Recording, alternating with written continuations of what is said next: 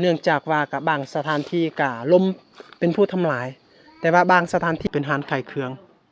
ในชนบทนะบางสินค้าก็จะเป็นสินค้าของพี่น้องคนไทย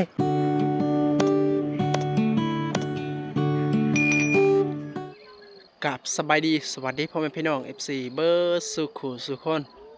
ยินดีต้อนรับพี่น้องที่เข้ามาติดตามรับชมให้กำลังใจแก่เบาเติมกันด้วยนะทุกคนนะการสำหรับ EP นี้ก็เป็น EP หนึ่งที่เบาเติมอยากเลาะชนบทหรืออยากเข้าไปในหมู่บ้านลับแลที่น้อยคนรู้จักนะทุกคนเมื่อวันนี้เป็นหมู่บ้านหนึ่งที่ชื่อว่าลับแลนะที่ห่างจากตัวเมืองที่น้อยคนรู้จักและเป็นหมู่บ้านที่ตั้งในหุบภูเขาเบื้องนั้นก็ถ้าเฮาแนมไปเบื้องต่อหน้าพุ่นก็จะมีภูเขาหน่อยนึงและอยู่อันเบื้องขวามือนี่ก็จะเป็นภูเขาหน่อยนึงและอยู่เบื้องซ้ายมือนี่อีกก็จะเป็นภูเขาหน่อยนึงและเขาเจ้าก็ตั้งตามหุบเขานี่แหละทุกคนบอนที่สามารถตั้งเฮือนได้นะและเส้นทางที่เข้าในหมู่บ้านนี้ก็เป็นเส้นทางดินแดงเวลาฝนตกนี่มันจะยากแน่ได้แต่เวลาแดดนี่ก็โอเคอยู่ไปมาก็สะดวกสบายแต่เวลาฝนตกก็มันยากและจะมีสายไฟเข้ามาแต่บ่มีไฟฟ้ามีแต่สายนะทุกคนเนื่องจากว่าชาวบ้านบ่มีเงินที่จะดึงไฟเข้ามานะก็เลยไฟบ่มีนะทุกคนนะก็เป็นหมู่บ้านที่ห่างจากตัวเมืองอันนี้ก็เป็นหมู่บ้านที่ขึ้นกับเมืองสมุทรแขวงสารวัตรนะทุกคนนะก็เป็นหมู่บ้านที่ส่วนหลายก็จะออกไปซื้อเครื่องของแม่นไปซื้อที่ประเทศเวียดนามหรือไปขึ้นซื้อที่เมืองสมุทรนะอิงตามที่ชาวบ้านก็สะดวกสบายนะโอเคทุกคนไปเบิ่งวิถีชีวิตของข้าเจ้ายามเช้าๆนี่ข้าเจ้าดำเนินชีวิตเป็นแบบใดให้ทุกคนกลับมาเบิ่งมาสมนำกันนะอันนี้จะเป็นสินค้าบางครอบครัวที่มีได้อันนี้จะเป็นสินค้าของน้องสาวที่เพิ่นมีส่วนนะแต่ว่าอันเขาเจ้าเก็บก็เก็บแบบนี้เนื่องจากว่ากาแฟอันนี้ก็กาแฟมีดกาแฟมิกตัวมันใบใหญ่ๆหั่นน่ะทุกคนและเขาเจ้าเก็บนี่ก็ยังบ่ทันสุกเทื่อก็เลยเก็บเป็นแบบนี้มันแข็งนะนี่แหละทุกคนบางบางกระสอบก็มันแห้งแล้วแต่ว่าบางกระสอบก็ยังบ่ทันแห้งแบบนี้ได้อันนี้ก็ยังบ่ทันแห้งเทื่อตากให้มันได้แห้งและมีผู้หับซื้ออยู่นี่เลยได้โล26,000เงินดงนะทุกคนตามที่เฮาสอบถามข้อมูลนำเขาเจ้า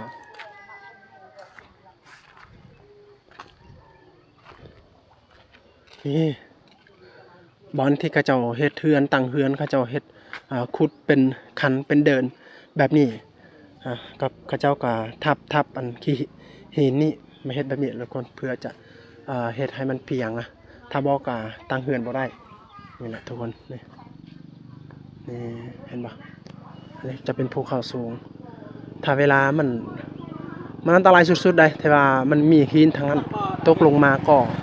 จะยากแน่ได้จะอาจจะอันตรายด้วยทุกคนนะนี่โอ้ไปซื้อน้ำหวานน้ำบอกเลยเนาะส่วนลายเดียวนี่เขาเจ้าก็จะใส่แผงโซลาร์เซลล์นี่เพื่อไต่ให้มันสว่างในขอบในครัวนะอันนี้ก็มีครอบครัวหลังหนึ่งที่เขาเจ้าจะตั้งก่อนที่เขาเจ้าตั้งเฮือนเขาเจ้าก็ต้องขุดให้มันเพียงดีนะทุกคนเพื่อจะตั้งเฮือนได้ถ้าบ่ก็มันเป็นแบบนี้นะในชนบทก่อนที่จะได้เฮือนก็มีหลายสิ่งหลายอย่างมันอุปสรรคนะทุกคนก็บ่แม่นว่าคือเขตทงเพียงใดพื้นที่ก็จะเพียงดีตั้งเฮือนก็สะดวกสบายแต่ว่าในชนบทนี่ก็มีหลายสิ่งหลายอย่างที่อุปสรรคให้แก่ชาวบ้านชุมชนตั้งเฮือนก็ต้องขุดให้มันเพียงดีนะอาจจะมันมีขี้หินแน่อยู่ลุ่มมันเขาก็ต้องออกขี้นั่นหรือว่าบางเทื่อเขาจะออกบ่ได้ตกขี้มันใหญ่เขาเจ้าก็จะยกย้ายไปตั้งบ่อนอื่นนะโอ้มีรถมีรางพาหนะครบสุดเลยแต่ว่าเนื่องจากว่ารถของเขาเจ้าใช้เป็นรถเวียดนามก็คือยี่ห้อ Honda โอ้โหบันส่วนโอ้ผู้สาวเนาะจ้าโดยแท้จ้าโอ้ข้าเจ้าเอิญนะกินข้าวได้ส่วนในชนบทกับประมาณนี้แหละทุกคนโอ้เด็กน้อยมาไปกันนะแกเฮ้ยอะไรกล้าโอ้โอเคอันเดือกมีอันพี่น้องที่เอิญให้เฮากินข้าว นะทุกคนในชนบทนี่เมื่อเฮาอ่ผ่านไปหั่นถ้าเขาจะกินข้าวเขาเจ้ามักจะเอิ้นเฮานะอืมนี่อันนี้จะเป็นจุดที่เขาเจ้าไหว้ผีนะอันนี้ก็เป็นแบบวิธีประเพณีของคนเวียดนามนะก็แท้จริงอันชนเผ่าของเขาก็บ่เคยมีนะ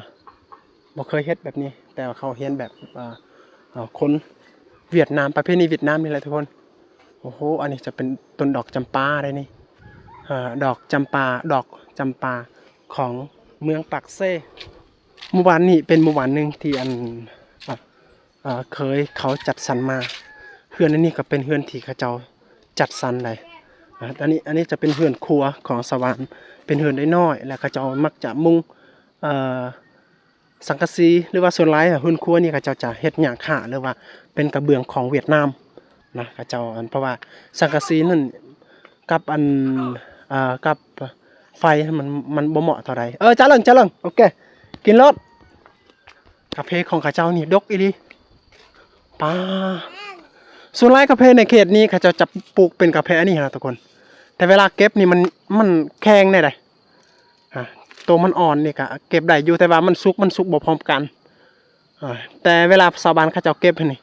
ก็เพราะว่าเขาเจ้าอยากได้เงินไวก็เลยเขาเจ้าก็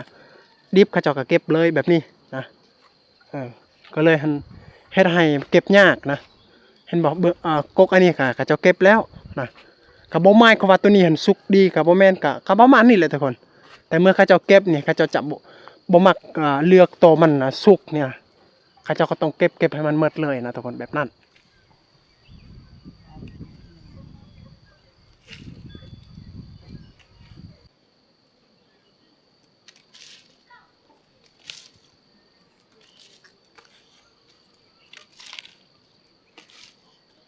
เห็นไหมเรียกให้กี้Cái bên được prang,มันบ่ได้แปลงกันไม่เรียกถ้าเป็นthì bây giờ phải giả bộ được prang. โอ้ Mà người cậy bởi từ dai mà thôi. ปลาแท้นเหรอ Lấy mà mòn mới cậy. อ๋อ Cái thằng giọt bà thèm mà có từ dai ăn cậy. เพิ่นว่าทานแยกแบบนี้มันแห้งไวนะทุกคนก็เลยเพิ่นก็แยกแบบนี้มันก็มามั่งไอ้เปลือยแต่กาแฟตันเด้อ Quần. กาแฟรังอะไรมั่งไอ้เปลือย Quần chít. ปอนจิตกาแฟมงเลยมาฮะ Chít bà bát. กาแฟรังปอนจิตปัดกาแฟมงเลยมา Chạm lên mà hai thằng tậy. โอ้แพงเลยเว้ยกาแฟแห้งนี่สิ6,000นะทุกคนÔng bẹ đi mà cái กึบกูมาบกมาไม่มาบนกาแฟ Thì mà bố bạn phải triệu mà coi nhảy trà lưng tấn là. โอ้อย่าตัดกาแฟโนเก็บแปลซะโอ้ทุกคนอันนี้จะเป็นวิถีชีวิตของชาวบ้านในชนบทใดอันนี้กาแฟนี่ค่ะเจ้าขายกาแฟนี่ก็ครอบครัวของเอื้อยเพิ่นนี่ก็มันบ่หลายเท่าใดก็ปีนึงก็ประมาณ2-3 ล้านแต่ว่าเงินที่เขาเจ้าขายกาแฟนี่เขาเจ้าบ่ได้อันออมเลยเขาเจ้าบ่ได้เก็บแต่ว่าเขาเจ้าซื้อข้าวแทนนะทุกคนเนื่องจากว่าเขามันอึดอยู่ในเขตนี้เนาะเป็นไงโดยหรือดอกบนนั่นแหละไม่มาตอนนงไงตัดไปได้ไงตัดไม่ไงตัดหน้าตันน่ะ Cái đầy mà coi là lại trà. โอ้มีลิงทำลายเนาะ Lại trà ơi trà. โอ้ทุกคนมกมาเล่นมาอย่าบ่นตรามนั่งดอกบ่หายาเล่นมาอย่าบ่น Đấy bon mốc là lại trà. บ่นเลยมกมาบาดจิตบ่าวเลยแต่ Đấy đấy. ประมาณเสะบ่าว Cái mà tao thuộc vào tao ở โอ้เสะบ่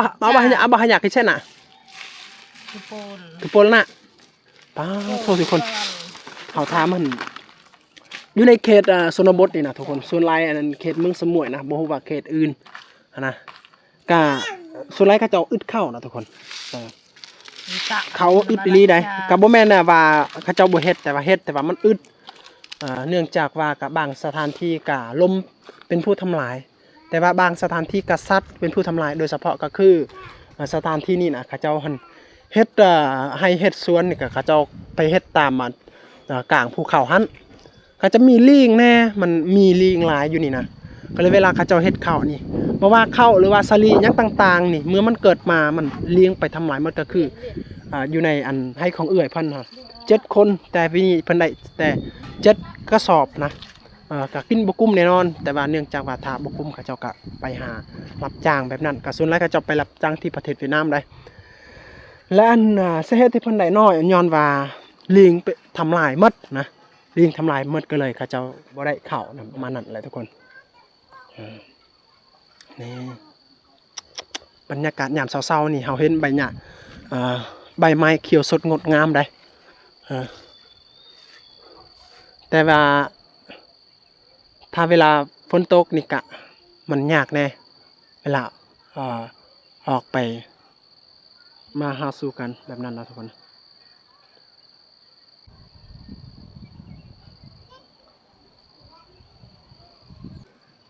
อันนี้จะเป็นไฟฟ้าในชนบท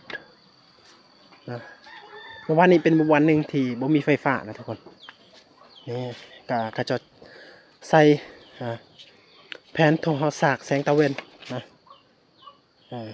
เพราะว่ามันสะดวกสบายเวลาเฮาไต่มันบ่สว่างแบบว่าคือแสงจากไฟฟ้านี่ทุกคนกะมันสว่างแน่แหละทนแน่นะแต่ว่าจุดนี้ก็คือเฮาบ่ได้เสียเงินแต่ละเดือนฝากค่าไฟฟ้าแต่จุดเสียหั่นเฮาบ่ใช้งานหลายบ่ได้แบบนั้นนะประมาณ 3-4 ชั่วโมงก็มันดับแล้วบางครอบครัวเขาเจ้าก็ปิดมิดจิลีเพราะว่าเขาเจ้าก็บางครั้งอาจจะไปสวนแต่เช้าแต่ว่าบางครอบครัวก็ยังอยู่ในเรือนนะทุกคนคือครอบครัวนี้ก็เจ้าปิดประตูบ่มีไผอยู่เขาเจ้าไปแต่เช้าได้โอ้โหนะทุกคนหมู่บ้านนี้เป็นหมู่บ้านที่ใกล้เซโปนได้ก็คือสิมีป่าหลายได้ทุกคนเด้โอ้รูปทรงเฮือนของเขาเจ้ามันคล้ายๆกันหมดนะทุกคนคือกันหมดเลยว่ารูปทรงเป็นเฮือนครัวอันนี้จะเป็นเฮือนครัวเฮือนที่เขาเจ้าเฮ็ดอาหารการกินอีหยังต่างๆหรือเอาไว้อุปกรณ์ก็อยู่นี้อันนี้จะเป็นเฮือนครัวอันนี้จะเป็นเฮือนครัวเขาเจ้าก็จะเอากระเบื้องนี่แหละทุกคนมาเฮ็ดได้เพราะว่าสังกะสีมันทนบ่ไหวกับอันนั้นกับควันไฟนะโอ้นี่บอกว่ากินมาโอ้เป็นญาตินะทุกคนอันนี้จะเป็นเฮือนครัวบ่ดิดูไหมเนาะอันนี้จะเป็นเฮือนครัวและเฮือนนอนบ่นอนนำนะภาคเมืองนั้นก็จะเป็นเสโปนเสโปนที่ชาวบ้านเขาเจ้ามักไปหาอาหารการกินบ่ว่าหาหอยหาปูหาปลาใส่หม้องอีหยังต่างๆก็แม่นใช้ชีวิตอยู่ในเสโปนนี้ธรรมชาติม่วนอีหลีเด้ในเสโปนนี้ถ้าเฮาไปตามสายเสโปนนี่ก็สายเสโปนนี่เป็นสายหนึ่งที่ยาวกว่านะในเขตนี้นะเป็นสายหนึ่งที่ยาวกว่าและมีป่าหลายและมีหลายหมู่บ้านหลายชีวิตที่อาศัยอยู่และดำเนินชีวิตในเซโปนนั้นนะ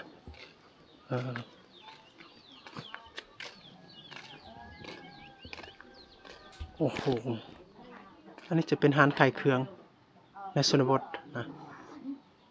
เขาจะตั้งตามตารางเฮือนโอ้โหลายงามขนาดเนาะเป็นลายยังนี่เอามาเงินหน่อยลายเนาะลายกระเหลี่ยม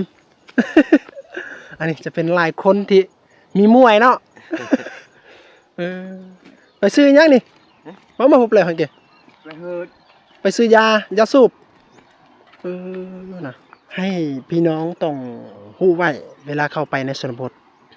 ทุกหมู่บ้านก็จะมีหารขายเครื่องแต่ว่าเขาเจ้าจะบอกเปิดเผยแบบว่าคือในเขตตัวเมืองบางเฮาจะเห็นเป็นหารใหญ่เนื่องจากว่าเงินของเขาเจ้าบ่พอและพื้นที่ของเขาเจ้าก็บ่มีส่วนใหญ่เขาเจ้าจะตั้งในตารางเฮือนหรือว่าข้างในเฮือน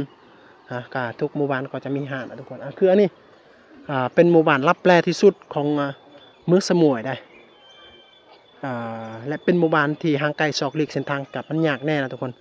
เฮาสิได้เฮาบ่ได้อัปเดตเส้นทางตอนไปอันนี้ก็จะเป็นเส้นทางออกไปสู่เมืองสมุยเลยได้หรือว่าไปลงเวียดก็ได้นี่อยู่นี่นะแต่ว่าจะมีหารขายเครื่องได้อยู่นี่นะจะมีหารขายเครื่องส่วนหลายเครื่องที่เขาเจ้าขายนี่เขาจะเอามาแต่เวียดหรือว่ามาจากเมืองสมุยนะสินค้าก็บางสินค้าก็จะเป็นสินค้าของพี่น้องคนไทย บางสินค้าก็เป็นสินค้าที่เขานำจากเวียดนามนะประมาณนั้นบางล็อกกระแจไว้พร้อมยันขโมยมาโอ้อันนี้เนาะเจ้าของหานโอ้ยสูบกอกสูบบุหรี่เลยบางเข้าไปบางก่อนอันนี้อุ้ย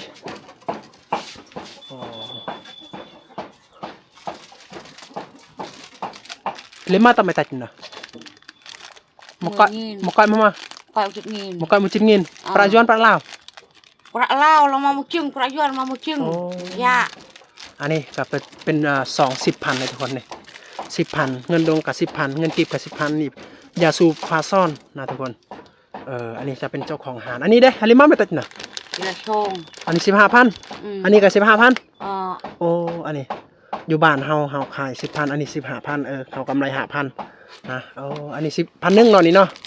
เดี๋ยวมึงเงินเนาะอันโดเด้เนาะลิมันเนาะส่งเงินโอ้อันนี้เกลือเนทงเท่าไรเกลือนี่10,000โอ้มีหลากหลายโอ้มีอันอย่างในรถพร้อมนี่เท่าไรราคาอันนี้ลิมาตัดเนาะ Lima tak dong ke pleng non pleng ke อันนี้เขาเจ้ามีอันอุปกรณ์รถจักรนำได้อันนี้ก็ลูกปืนรถจักรอันนี้ก็บุรีนะโอ้โหเทียนถ้าเป็นภาษาเราโหเทียนภาษาเวียดนามว่าบุรีนะอันนี้สินค้าส่วนใหญ่ก็จะเป็นสินค้าที่มานำเขาจากเวียดนามมัดนะอันนี้จะเป็นกาแฟอันนี้จะเป็นขนมนะทุกคนนะอันนี้จะเป็นอันยังนี่โกโกมินะนี่แหละทุกคนหาในชนบทประมาณนี้แหละโอ้ยขายดีบ่เห็นมั้ยแต่จะยะตีรวยrวยnằm giờ in cái bao lưng ia làm lại cái mặt đại đồ mà tao về là nhà rồi sẽ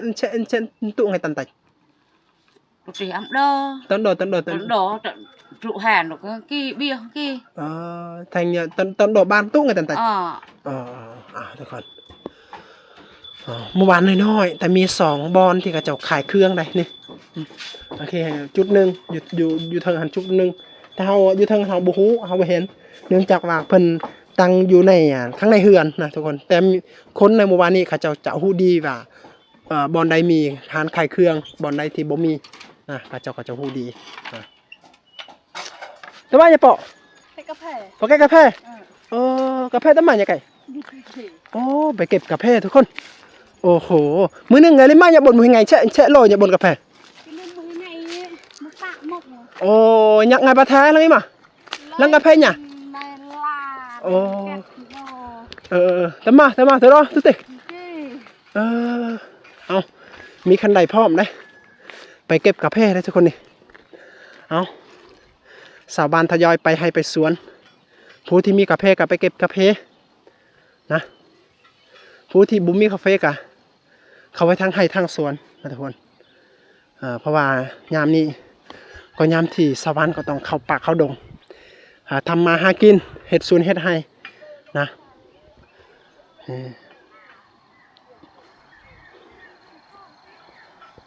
ทุกคนสำหรับ EP นี้ก็เป็น EP ที่เฮาได้เลาะชนบทในหมู่บ้านลับแลนะทุกคนเมืองสมุยแขวงสารวันนะเป็นหมู่บ้านที่น้อยคนที่รู้จักนะแต่ว่าเฮาก็เป็นคนในท้องถิ่นนี้เฮาก็จะรู้จักว่าบอนใดมีคนอาศัยอยู่และมีบ้านคนเฮาก็จะรู้นะทุกคนก็คือบ้านนี้ก็เป็นหมู่บ้านน้อยๆนะทุกคนในการดำเนินชีวิตของเขาเจ้าจะเฮ็ดให้บ่มีหน้าปลูกข้าวบางคนก็มีเฮ็ดสวนมันบางคนก็เขาจะเฮ็ดเป็นกาแฟและเป็นหมู่บ้านที่บ่มีไฟฟ้านะทุกคนสายไฟฟ้าเสาไฟฟ้าก็มีอยู่แต่ว่าไฟฟ้าเขาเจ้ายังบ่ทันเอาเข้าเนื่องจากว่าชนบทแล้วว่าพี่น้องในหมู่บ้านนี้มันบ่มีเงินที่จะดึงไฟหั่นนะก็เลยเขาเจ้ายังบ่ทันไต่เทื่อและบ่มีสัญญาณอินเทอร์เน็ตเวลาเขาเจ้าสื่อสารนี่เขาเจ้าต้องไปหาบอนมีจุดของมันนะมีจุดของมันเขาเจ้าจะบ่มีแบบว่าสะดวกสบายคือคนในเมืองใดเขาจะต้องไปหาว่าบอนใดมันมีจุดของมันเองทุกคนและหมู่บ้านนี้ก็มี3โซน 3โซน4โซนอยู่ลุมและอยู่นี่และอยู่เทิงและอยู่ภาคนั้นนะแต่ว่าเฮาก็อัปเดตให้ทุกคนก็ได้เบิ่งได้เห็นในโซนนี้ก่อนทุกคนและไว้ให้ทุกคนก็ไปติดตามเบิ่งไปติดตามชมตอนต่อไปนะสำหรับคลิปนี้ก็เฮาก็อยากขอจบสำนี้ก่อนไว้เจอ EP ต่อไปให้ทุกคนที่ได้รับชมคลิปนี้ให้มีสุขภาพเข้มแข็งเจริญรุ่งเรืองการงานทุกอย่างก็ให้สำเร็จโอเคลาก่อนบ๊ายบาย